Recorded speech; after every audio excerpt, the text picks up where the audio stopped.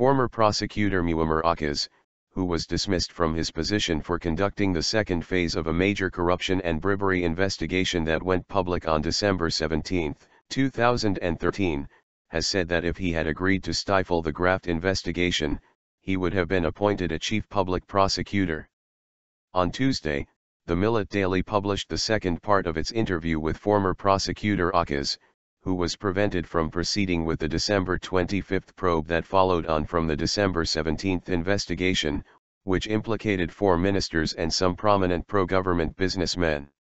Turkey's top judicial body, the Supreme Board of Judges and Prosecutors, HSYK, disbarred 4 prosecutors including Akkaş and a judge who took part in the corruption probes from the legal profession on May 12 of this year.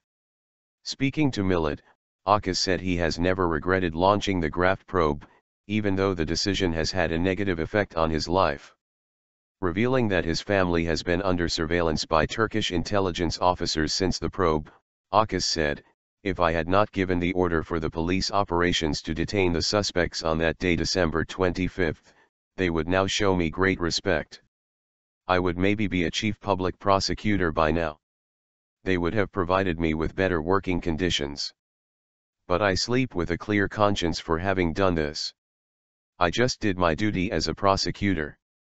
Akkaş shared some details about the blocked December 25 graft probe with the Daily. After the first probe was launched on December 17, the government removed some of the top people in the Istanbul Police Department, causing Akkaş to become suspicious that the government had heard about the second probe. Akkaş further said that some police officers told him on December 23 that the suspects in the December 17 probe had learned about the second phase to be launched on December 25, adding, "I went to the Istanbul courthouse on the morning of December 24. The police officers had already told me that the suspects were trying to block the second phase of the corruption probe. Thus, I tried to take some precautions. As you know, the regulations were changed after the December 17 graft operation.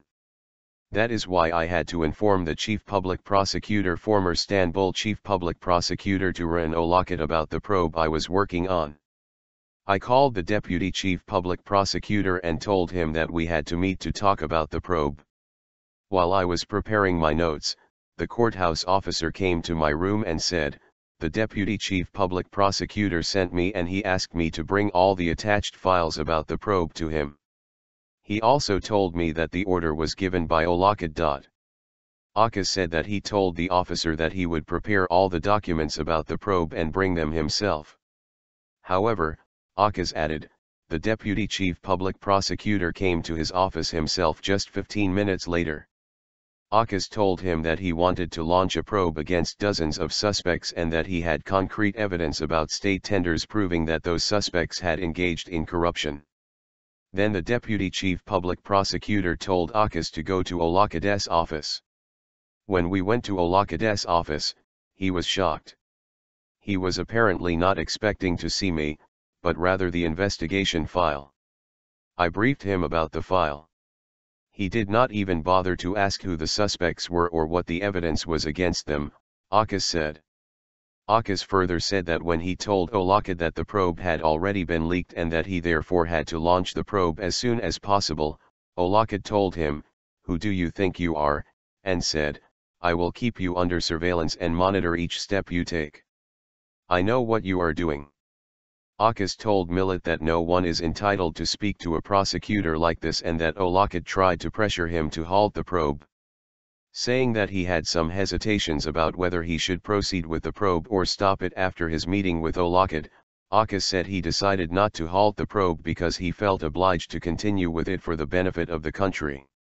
Akkaş also said that on December 25, 2013, he went to the Istanbul courthouse and made the necessary preparations for the police operations to be conducted as part of the graft probe. There were 94 suspects in the probe. Detention orders were issued for 41 of them. Businessmen and bureaucrats were among the suspects whose detention we ordered, Akkaş told Millet.